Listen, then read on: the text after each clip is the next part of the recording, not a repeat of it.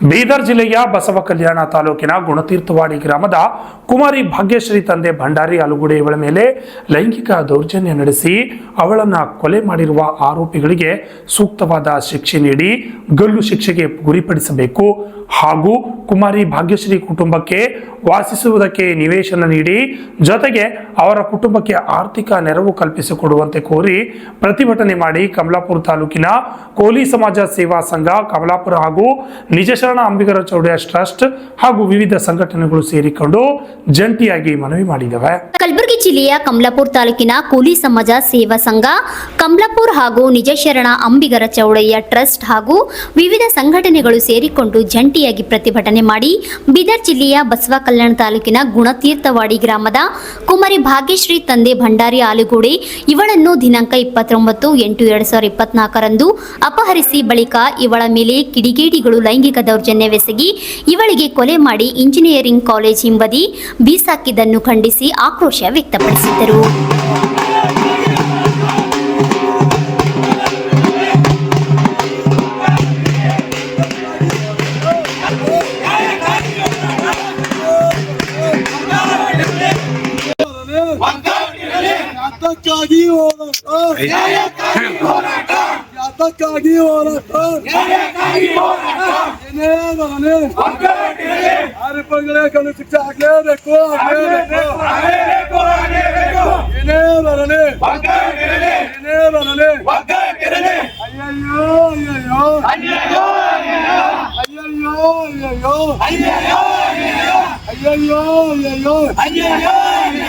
ಗಲ್ಲು ಶಿಕ್ಷೆ ಆಗಲೇಬೇಕು. ಗಲ್ಲು ಶಿಕ್ಷೆ ಆಗಲೇಬೇಕು.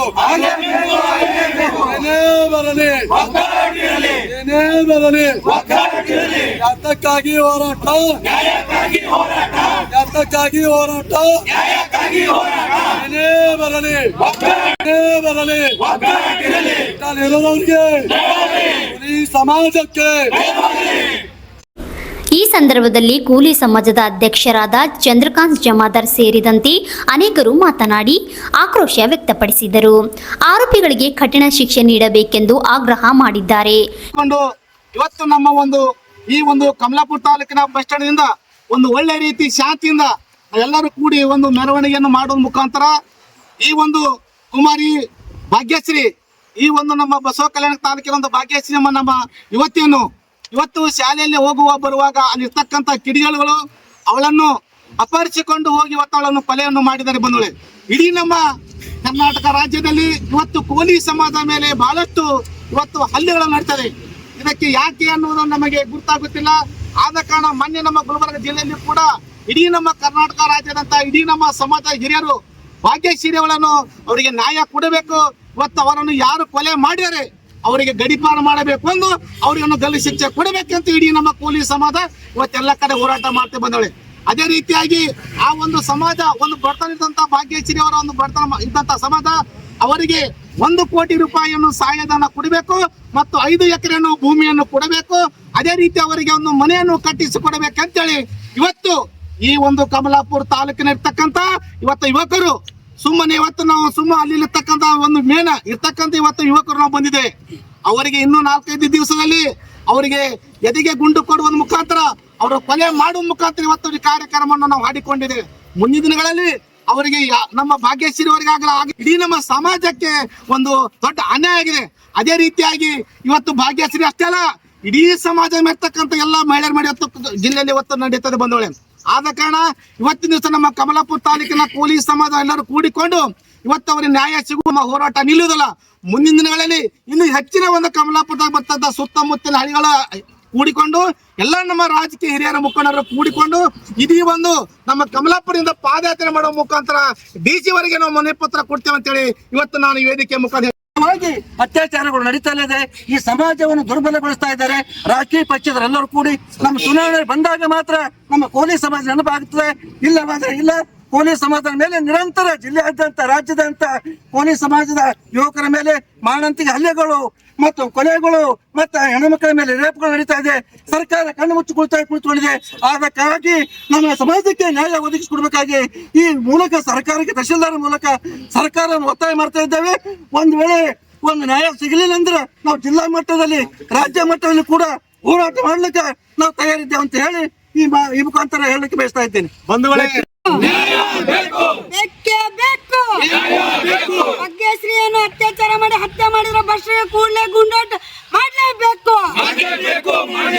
ಬೇಕೇ ಬೇಕು.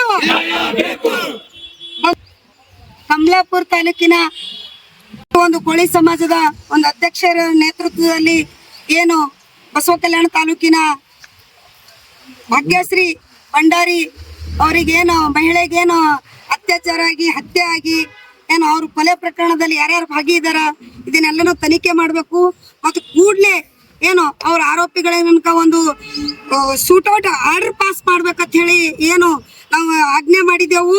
ಇಲ್ಲಿ ಬೀದರ್ ಜಿಲ್ಲೆದಾಗೂ ಸ್ಟ್ರೈಕ್ ಮಾಡಿದೆವು, ಹುಮ್ನಾಬಾದ್ ಮಾಡಿದೆವು, ಗುಲ್ಬರ್ಗಾದಾಗ ಮಾಡಿದೆವು. ಬಟ್ ಇನ್ನೂ ಇದು ಶಕ್ತಿ ಸಾಲಲಾಗ್ಯದ ನಮ್ದು. ಯಾಕಂದ್ರೆ ಪ್ರತಿ ಸಲನೂ ಒಂದು ಕೋಳಿ ಸಮಾಜದವರು ಹಿಂದುಳಿದವ್ರ ಮೇಲೆ ಪ್ರತಿ ಸಲನೂ ಒಂದು ಹಲ್ಲೆ ಒಂದು ಯುವಕರ ಮೇಲಾಗಿರ್ಬೋದು, ಮಹಿಳೆಯರ ಮೇಲಾಗಿರ್ಬೋದು, ಪ್ರತಿ ಸಲ ದೌರ್ಜನ್ಯ ಕನಕ ಹಿಂದುಳಿದ ವರ್ಗದವ್ರ ಮೇಲೆ ಅನ್ಯಾಯ, ಮೇಲ್ವರ್ಗದವ್ರ ಮೇಲೆ ಅನ್ಯಾಯ ಇಲ್ಲ, ಹಿಂದುಳಿದವ್ರ ಮೇಲೆ ಇವತ್ತಿನ ಮಹಾರಾಷ್ಟ್ರದಲ್ಲಿ ನೋಡಿರ್ಬೋದು ಒಂದು ರೆಡ್ಡಿಯವರು ಇದು ಅದ್ರಕ ಕೂಡಲೇ ಶೂಟೌಟ್ ಮಾಡಿದ್ರು ಅವರು. ಯಾಕೆ ಆ ರೀತಿ? ಯಾಕೆ? ಭಾಗ್ಯಶ್ರೀ ಅದು ಜೀವನ ಅಲ್ವಾ? ಭಾಗ್ಯಶ್ರೀ ಒಂದು ಹೆಣ್ಣು ಅಲ್ವಾ? ಇವ್ರು ಹೆತ್ತೋಳ ಹೆಣ್ಣು, ಇವ್ರಿಗೆ ಕಟ್ಕೊಂಡು ಬಂದ ಹೆಂಡತಿ ಹೆಣ್ಣು, ಇವತ್ತಿನ ಇವ್ರು ಹೊಟ್ಲ ಮಕ್ಕಳ ಹೆಣ್ಣು. ಆದ್ರೂ ಕೂಡ ಒಂದು ಹೆಣ್ಣಿಗೆ ಈ ರೀತಿ ಅನ್ಕಲ್ಲ ಮೋಸ ಮಾಡಿ ಕರ್ಕೊಂಡು ಹೋಗಿ ಒಂದು 3 ಜನ 4 ಜನ ಕೂಡ ಅತ್ಯಾಚಾರ ಮಾಡಿ, ಸಾಮೂಹಿಕ ಅತ್ಯಾಚಾರ ಮಾಡಿ ಅಕ್ಕಿಗನಕ ಮಾರಣಿಕವಾಗಿ ಹತ್ಯೆ ಮಾಡ್ತಾರೆ ಅಂದ್ರೂ ಕೂಡ ಇವತ್ತಿನ ದಿನ ಅನ್ಕ ಅವ್ರ ಮೇಲೆ ಯಾವುದೇ ರೀತಿ ಕಾನೂನು ಕ್ರಮ ನಾವು ತನಿಖೆ ಮಾಡಿದ್ದೀವಿ, ಹಿಡಿದಿದ್ದೇವೆ. ನೀವು ಹಿಡಿಯೋದಲ್ಲ, ನಿಮ್ಮ ಕೈಲಿ ಕಾನೂನು ಪ್ರಕಾರ ನಿಮ್ಮ ಕಾನೂನು ಕೈ ತಗೊಳಕತ್ತೆ ತಂದು ನಮಗೆ ಒಪ್ಪಿಸ್ರಿ, ನಾವು ಕಾನೂನು ಕೈ ತಗೋತೇವ್. ಏನ್ ಮಾಡ್ತೀರಿ ಮಾಡ್ರಿ.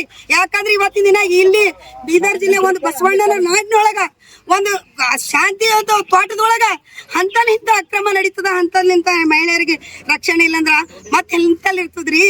ನಾವು ಕೇಳ್ಬೇಕಾಗ್ಯದ ಮುಖ್ಯಮಂತ್ರಿ ಸಿದ್ದರಾಮಯ್ಯನವ್ರಿಗೆ. ಇವತ್ತಿನ ಇಡೀ ಕೋಳಿ ಸಮಾಜದವ್ರು ಬಿಸಿ ಸಿದ್ದರಾಮಯ್ಯವ್ರ ಕುರ್ಚಿಯವ್ರಿಗೆ ತಾಗ್ಬೇಕಾಗ್ಯದ.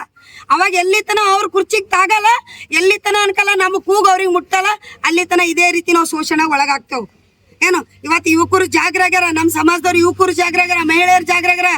ಇದು ಇವತ್ತು ಸ್ಟ್ರೈಕ್ ಮಾಡೋ ಸುದ್ದಿ ಭಾಳ ಕಡೆಗೆ ಹೋಗಿಲ್ಲ. ಇಲ್ಲಾಂದ್ರೆ ಅನೇಕ ಮಹಿಳೆಯರು ಸೇರೋರು ಇದ್ರಿ ಇಲ್ಲಿ.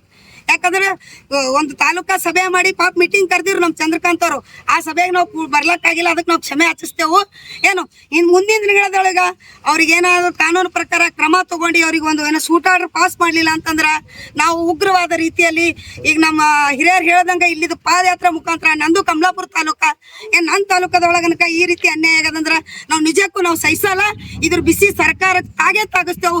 ಮತ್ತು ನಾವು ಅನ್ಕ ಹುಮ್ನಾಬಾದಲ್ಲಿ ಸ್ಟ್ರೈಕ್ ಮಾಡ್ದನಕ ಮಾನ್ಯ ಮುಖ್ಯಮಂತ್ರಿ ಸಿದ್ದರಾಮಯ್ಯ ಅವರು ಹೇಳಿದ್ದೇವೆ. ನಾವು ಸಂಗೊಳ್ಳಿ ರಾಯಣ್ಣ ಅವ್ರನಕ ಏನು ಮೂರ್ತಿ ಅನಾವರಣಕ್ಕೆ ಬರ್ತೀರಿ ಅವಾಗನಕ ಬಡ ಕುಟುಂಬದವ್ರಿಗೆ ನೀವು ಭೇಟಿ ಆಗ್ಲೇಬೇಕಂತೇಳಿ ಅದನ್ನು ಕಾದು ನೋಡ್ತೇವೆ. ಇವತ್ತೊಂದು ದಿವಸ ಅವ್ರೇನು ಭೇಟಿ ಆಗ್ತಾರ ಇಲ್ವಾ? ಯಾಕಂದ್ರೆ ಎಲ್ಲೋ ಮೂರ್ತಿ ಅದ ಅಂದಲ್ಲಿ ನೀವು ಹೋಗ್ತೀರಿ, ಎಲ್ಲೋ ಮತ್ತೆ ಯಾರಿಗೋ ಏನೋ ಆಗ್ಯಂದ್ರೆ ಯಾರ್ದೋ ಮನ್ಯಾಗ ಊಟಕ್ಕೆ ಟೈಮ್ ತಗೋತೀರಿ, ಯಾರ್ದೋ ಮನೆಯನ್ಕ ರೆಸ್ಟ್ ಟೈಮ್ ತಗೋತೀರಿ ಅಂದ್ಮೇಲೆ ಇವತ್ತಿನ ದಿನ ಅನ್ಕ ಒಬ್ಬ ಬಡ ಕುಟುಂಬದಕ್ಕೆ, ಒಬ್ಬ ಕೋಳಿ ಸಮಾಜದಕ್ಕೆ, ಹಿಂದುಳಿದ ವರ್ಗದಕ್ಕೆ ಹೆಣ್ಮಕ್ಳಿಗೆ ಅನ್ಕ ಅನ್ಯಾಯ ಆಗದ. ಇವತ್ತನಕ ಆಕಿ ಅನ್ಯಾಯಕ್ಕೆ ಒಳಗಾಗನಕ ಕುಟುಂಬ ಅನ್ಕ ನರಳತ್ತದ.